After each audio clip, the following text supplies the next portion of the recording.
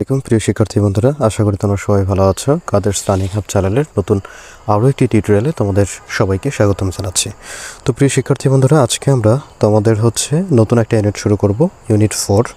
তো event and festivals, অর্থাৎ event মানে হচ্ছে যে বিশেষ কোনো ঘটনা, ফেস্টিভ্যালস মানে হচ্ছে যে উৎসব। তো এটার লেসন 1 মাদার্স ডে নিয়ে আমরা আজকে আলোচনা করব। তো প্রিয় শিক্ষার্থী বন্ধুরা, তোমরা যারা নতুন আমার চ্যানেলে ভিডিও দেখছো তারা অবশ্যই আমার চ্যানেলটা সাবস্ক্রাইব করে দিও। তো দেখো যে লেসন 1 মাদার্স ডে অর্থাৎ মা দিবসের উপরে লেখা। তো এটা মূলত তোমার একটা লিসেনিং টেস্টের উপর বেস করে। তাহলে আমরা জানি যে 4টা স্কিল থাকে একটা ভাষা শেখার ক্ষেত্রে। একটা রিডিং, একটা রাইটিং, এরপরে স্পিকিং, এরপরে লিসেনিং। অর্থাৎ সবার আগে আসে লিসেনিং, এরপরে স্পিকিং, তারপরে রিডিং, সবার শেষে রাইটিং। তো শুরুতে এই নাম্বারে বলা আছে যে লুক অ্যাট দ্য পিকচার। তাহলে এই যে একটা ছবি দেওয়া আছে, এই ছবিটার দিকে তাকাও অ্যান্ড ডিসকাস দ্য কোয়েশ্চেন্স, এবং কিছু প্রশ্ন আলোচনা করো। তাহলে তোমাকে যদি বলা হয়ে থাকে যে এইখানে দেখো সেই কোয়েশ্চেনটা এখানে করা আছে যে আনসার দ্য ফলোয়িং কোয়েশ্চেন্স, নিচের প্রশ্নগুলোর উত্তর দাও। যে what do you think the woman is to the child. অর্থাৎ এই যে ছবিতে তুমি একজন মহিলাকে দেখতে পাচ্ছ এবং একটা বাচ্চাকে, একটা ছোট শিশুকে দেখতে পাচ্ছ, তাহলে এই মহিলার সাথে এই বাচ্চাটার সম্পর্কটা কী? অর্থাৎ এই যে মহিলা, ইনি বাচ্চাটার কি হন? তাহলে উত্তর যে মাদার অফ দ্য চাইল্ড। তাহলে the woman is mother to the child, অর্থাৎ এই মহিলা হচ্ছেন এই বাচ্চার মা। বি নম্বর প্রশ্ন বলা আছে যে why she is holding the child on her flank. এই ফ্ল্যাঙ্ক শব্দের অর্থ যে কোলে নেওয়া। তাহলে এই মহিলা কেন বাচ্চাটিকে তার কোলে নিয়ে আছেন? তাহলে এটা যদি আমি খুব সহজ এবং সংক্ষেপে উত্তর দিই, সেটা যে ইনি হচ্ছেন বাচ্চার মা। তাহলে সাধারণত মায়েরাই বাচ্চাকে এভাবে সারাক্ষণ কোলে নিয়ে থাকেন। তাহলে বিকজ ইটস হার বেবি, তার কারণ এইটা তার মেয়ে বা তার সন্তান। 3 নম্বর প্রশ্ন বলা আছে যে can a mother B compared two anybody. যে একজন মাকে কি অন্য কারোর সাথে তুলনা করা যেতে পারে? উত্তর যে নো, না। A mother can not be compared two anybody, অর্থাৎ মায়ের সাথে কারো তুলনা দেওয়া সাধারণত চলে না বা তুলনাই হয় না। তাহলে আমরা এখানে একটা কবিতার লাইন আমরা দেখব, দুইটা লাইন হয়তো তোমার আগে থেকেই জানা। She can be compared with no other, অর্থাৎ তাকে কারোর সাথেই তুলনা করা যায় না। দিস লাভলি লেডি, তাহলে এই প্রিয় মহিলা বা এই অপূর্ব মহিলা ইজ নান বাট, আর কেউ নয়, মাই মাদার, আমার মা ছাড়া। অর্থাৎ এই যে একজন মহিলা যাকে অন্য কারোর সাথে কখনো তুলনা করা যায় না, এবং সেই অপূর্ব মহিলা হচ্ছেন আমার মা। 3 নম্বরে দেখো যে লিসেন টু দ্য অডিও। তাহলে এই যে বলেছি একটু আগেই, যেটা মূলত তোমাদের একটা লিসেনিং টেস্ট। তাহলে টিচার এটা, তাহলে তোমার স্কুলের টিচার যিনি আছেন বা কোর্স ইনস্ট্রাক্টর যিনি আছেন, তাহলে তিনি তোমাদেরকে যে একটা সিডিতে হোক কিংবা যে কোনো মাল্টিমিডিয়া প্রজেক্টরে হোক, তিনি একটা এই ক্লিপ তোমাদের শোনাবে। তো সেইখান থেকে তোমাদেরকে নিচে প্রশ্নগুলো আনসার করতে হবে। তো আমার কাছে যেহেতু সিডিটা নেই, আমি তোমাদের শোনাতে পারছি না বলে দুঃখিত। তো শুরুতে দেওয়া আছে যে বেশ কিছু এমসিকিউ, যে চুজ দ্য কারেক্ট অ্যান্সার। 1 নম্বরে দেওয়া আছে যে according to the ancient Greek myths. তাহলে এই যে প্রাচীন গ্রিক মিথ অনুসারে বা পৌরাণিক কাহিনী অনুসারে এই যে রিয়া, তাহলে রিয়াকে, তার রিয়া এখানে মাদার অফ গডস, অর্থাৎ দেবতাদের মা। এবং আরেকটা জিনিস মনে রাখো যে এই রিয়াকে বলা হয় যে গডেস অফ মাদার, অর্থাৎ তিনি মায়ের দেবী। She is the goddess of fertility, তিনি যে উর্বরতার দেবী। এরপর 2 নম্বর প্রশ্ন দেওয়া আছে the name of the Jesus Christ mother was. তাহলে যীশু খ্রিস্টের মায়ের নাম কি? উত্তর বি নম্বর, ম্যারি। তো আমরা যারা ইসলাম ধর্মে আছি, তাহলে আমরা বিশ্বাস করি যে এই জেসাস ক্রাইস্ট যিনি, ইনি আমাদের ঈসা আলাইহিসসালাম এবং তার মা মরিয়ম আলাইহিসসালাম। তো খ্রিস্টান ধর্মের যারা অনুসারী, তারা ঈসা আলাইহিসসালামকে খ্রিস্ট নামেই চেনে এবং তার মাকে যে মেরি নামেই তারা ডাকে। 3 নম্বরে দেখো যে জুলিয়া ওয়ার্ড হো। এই জুলিয়া ওয়ার্ড হো একজন আমেরিকান লেখক তিনি। 4 নম্বরে দেখো যে মাদার্স ডে, মা দিবস ওয়াজ ফার্স্ট অ্যানাউন্সড। তাহলে প্রথম ঘোষণা করা হয় অ্যাজ আ ফর্মাল হলিডে, একটা আনুষ্ঠানিক ছুটির দিন হিসেবে, ইন দ্য ইউএসএ। তাহলে ইউএসএতে, তাহলে অর্থাৎ আমেরিকাতে এই যে মা দিবসকে আনুষ্ঠানিকভাবে কবে ঘোষণা করা হয়? এটা 1914, 1914 সালে। অর্থাৎ প্রথম বিশ্বযুদ্ধ চলাকালীন সময়ে। এবং 5 নম্বর প্রশ্ন দেওয়া আছে যে 1914 সালে দ্য আমেরিকান প্রেসিডেন্ট ওয়াজ, তাহলে আমেরিকার প্রেসিডেন্ট কে ছিলেন সে সময়? ছিলেন হচ্ছেন উইড্রো উইলসন। এরপর দেখো 6 নম্বরে বলছে যে হুইচ কান্ট্রি, কোন দেশটি ডাজন্ট সেলিব্রেট, পালন করে না মাদার্স ডে, মা দিবস on the second Sunday of May মাসের দ্বিতীয় রবিবার। তাহলে এইখান থেকে দেখো যে মা দিবস কবে, তাহলে মা দিবস হচ্ছে যে মে মাসের দ্বিতীয় রবিবারে। তাহলে মে মাসের প্রথম যে রবিবারটা যাবে তার পরের রবিবার, এটা কত তারিখ হবে সেটা নির্দিষ্ট করে বলা কঠিন। তো এই কারণে হচ্ছে যে রবিবার কত তারিখ পরে পড়ুক, দ্বিতীয় রবিবারেই সাধারণত মা দিবসটা সেলিব্রেট করা হয়।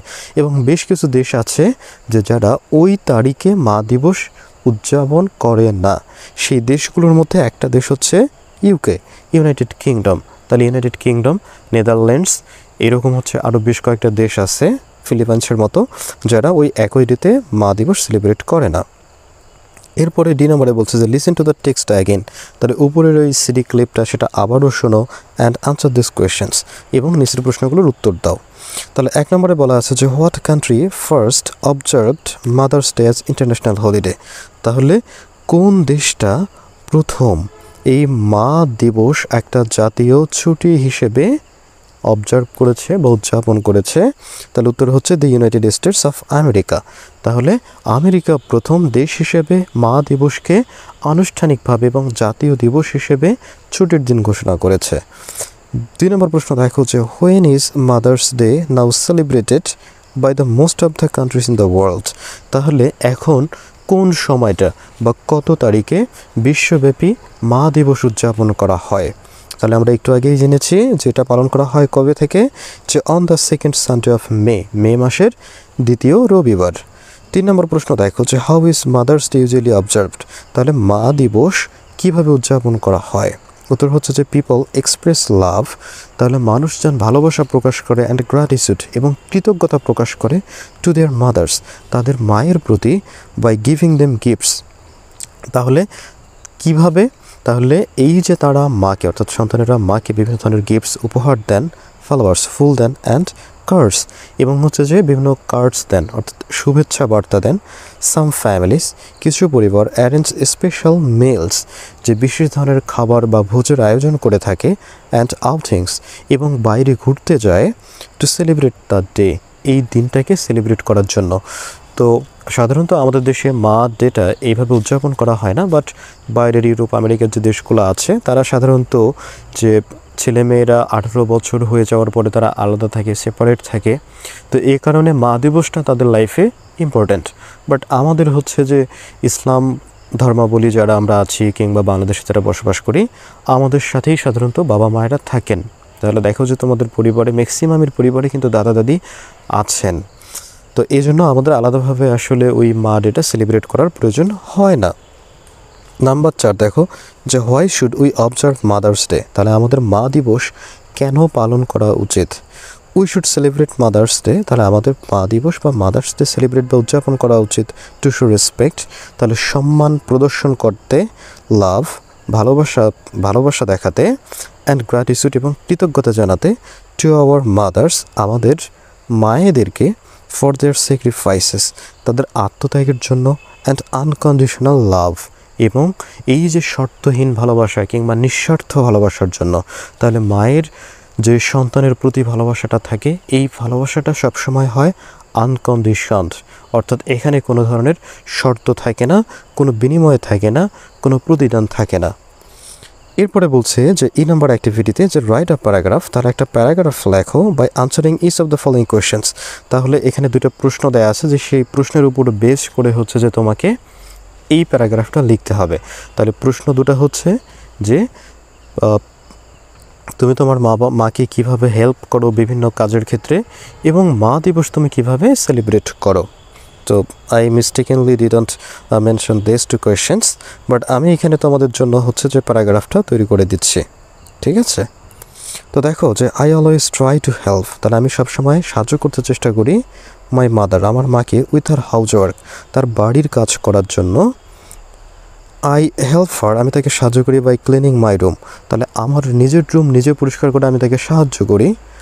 ওয়াশিং ডিশেস, কখনো থালা বাসন পরিষ্কার করি, অ্যান্ড সামটাইমস এবং কখনো কখনো কুকিং সিম্পল মিলস, এবং খুব সাধারণ মানের কিছু খাবার দাবার আমি তৈরি করে তাকে সাহায্য করে হেল্প করে থাকি। হোয়েন শি ইজ টায়ার্ড, তাহলে যখন তিনি ক্লান্ত থাকেন, আই অ্যাসিস্ট হার, অ্যাসিস্ট মানে হচ্ছে সাহায্য করা, আমি তাকে সাহায্য করি বাই ব্রিংইং গ্রোসারিজ, এই যে হচ্ছে যে মুদি দোকান থেকে জিনিসপত্র কিনে নিয়ে এসে, or doing a small household task, এবং বাড়ির ছোটো ছোটো কাজগুলো করে তাকে আমি সাহায্য করে থাকি। আই অলসো সেলিব্রেট, আমি উদযাপন করি মাদার্স ডে, মা দিবস, টু শো মাই লাভ, আমার ভালোবাসা দিয়ে কিংবা ভালোবাসা দেখাতে, অ্যান্ড গ্র্যাটিটিউড এবং কৃতজ্ঞতা জানাতে। আই সেলিব্রেট ইট, আমি এটা উদযাপন করি on the second Sunday of May মাসের দ্বিতীয় রবিবার, by giving her a handmade card, এবং আমি তাকে হাতে তৈরি করা একটা কার্ড বা শুভেচ্ছা বার্তা দেই, শুভেচ্ছা কার্ড দিই, অ্যান্ড আ স্মল গিফট, এবং আমার সামর্থ্যের মধ্যে একটা ছোটোখাটো গিফট তাকে আমি দিই। সামটাইমস কখনো কখনো আই হেল্প, আমি সাহায্য করি প্রিপেয়ার, তৈরি করতে স্পেশাল মিল ফর হার, যে তার জন্য একটা বিশেষ খাবার তৈরি করতে আমি তাকে কখনো কখনো সাহায্য করে থাকি। ইট মেক্স হার হ্যাপি, তাহলে এটা তাকে সুখী করে, এটা তাকে একটা ভালো লাগার অনুভূতি জায়গায়। অ্যান্ড আই লাভ, এবং আমি ভালোবাসি সিং হার স্মাইল, এবং তার এই হাসি মুখটা, অর্থাৎ আমি যখন তার জন্য কোনো গিফট নিয়ে আসি, তার কাজে যখন হেল্প করে থাকি, তাহলে তখন আমার মা যে মুচকি হাসিটা দেন, তাহলে সেই হাসিটা আমার খুব খুব ভালো লাগে। তো প্রিয় শিক্ষার্থী বন্ধুরা, আজকে এই পর্যন্তই। তো ভিডিওটা যদি তোমাদের ভালো লেগে থাকে তাহলে অবশ্যই আমার এই চ্যানেলটা সাবস্ক্রাইব করে দিও, আর লাইক শেয়ার করে সবার মাঝে ছড়িয়ে দিও।